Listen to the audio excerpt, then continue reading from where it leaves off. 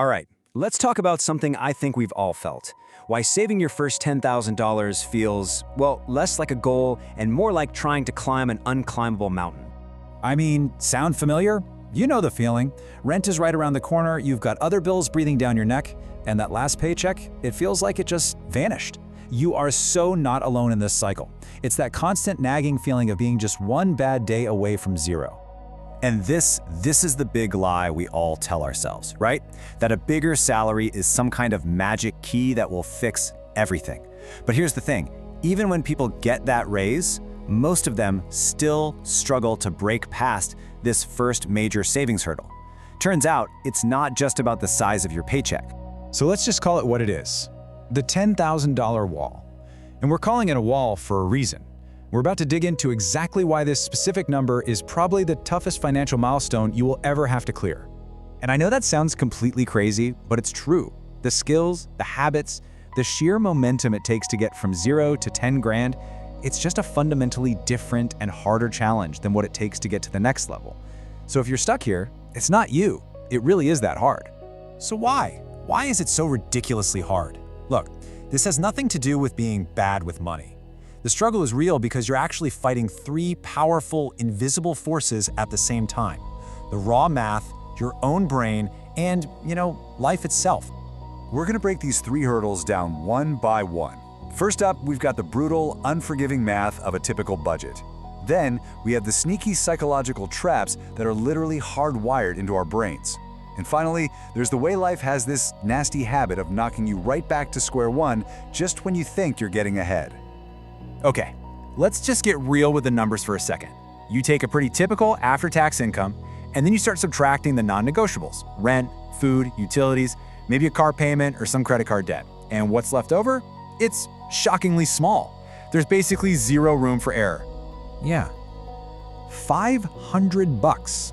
Even in a scenario where you are perfectly disciplined and absolutely nothing unexpected happens, you might only have this much left to actually save. This number? This is why the climb feels so incredibly slow. And when you stretch that out, wow. To save that $500 every single month without fail takes 20 months. That's almost 2 years of perfect consistency. No unexpected car repairs, no surprise medical bills, no slip-ups. It's a total marathon. But see, it's not just a math problem. It's also a brain problem. Your brain is wired to work against long-term saving because of this thing called present bias. And it is incredibly powerful. It's that little voice in your head that would much rather feel good right now than be secure way later. So here's how that actually plays out in real life. Your brain literally feels like the instant gratification of $100 today is worth more than the promise of $150 down the road. So when one part of you thinks, I should save this, your present bias chimes in with, ooh, or we could order that pizza and feel amazing in the next 30 minutes. And in that moment, it feels like a totally reasonable choice. And then comes that third hurdle, life. You finally do it. You scrape together a couple $1,000s. You're feeling good, right? You can breathe for the first time in forever. And then, bam, the check engine light comes on.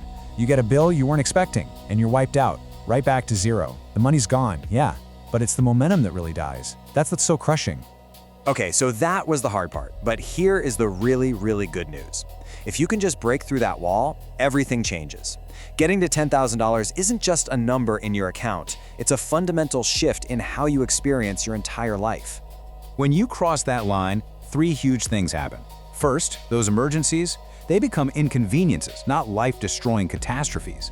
Second, that constant low-level anxiety about money gets replaced by this incredible feeling of control. And third, and this is the big one, for the very first time, your money starts making more money all by itself. I mean, this slide says it all, right? You go from living in this defensive crouch of, please, I hope nothing goes wrong, to this confident stance of, you know what, I can handle it if it does. And that feeling, that confidence, it spills over into every part of your life. Your career, your relationships, it's a total game changer. So what about that part where your money starts working for you? Well, if you take that $10,000 and put it into a simple investment that earns, say, an average of 7% a year, that's an extra $700 a year. Let that sink in. $700 just showed up and you didn't have to work a single extra hour for it. That is the magic of compounding. Your past effort is literally fueling your future progress. You're not just trading your time for money anymore, you're building a machine that works for you. The whole game has changed. All right, so how do we actually do this? Forget the vague advice like just spend less than you earn. We need a real, practical system. So here it is, a 5-step roadmap designed to actually break through that wall. See, each of these steps is built to fight one of those invisible hurdles we talked about. To fight back against that brutal math, you automate your savings so it's not a choice, and you focus on increasing your income. To fight your own brain, you create spending friction to slow down those impulse buys, and you track your progress visually to get those little dopamine hits that keep you motivated. And to fight back against life's random resets, you protect your progress by treating that first $1,000 as a sacred, untouchable emergency fund. And just look at the power of step 3 for a second. Finding a way to earn just an extra $300 a month doesn't just help a little bit. It shortens your timeline from nearly 2 years to just over 1. That one change makes the goal feel so much closer, so much more achievable. So as we wrap this up, I want you to really focus on one single idea: momentum. The very first step you take today is without a doubt the most important one. It's what starts the entire thing roll. This analogy is just perfect.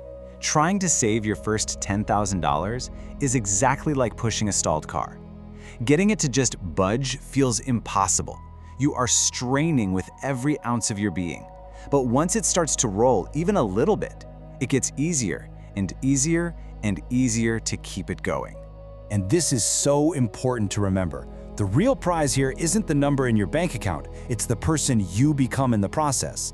By the time you hit this goal, you will have built discipline, awareness, and systems for yourself. Those are the skills that will actually make you wealthy in the long run. So, I'm going to leave you with a really simple question. Not what you can do next week or when you get your next paycheck. What is the one small automatic transfer you can go into your banking app and set up right now, today? Because the hardest part isn't saving money, it's starting.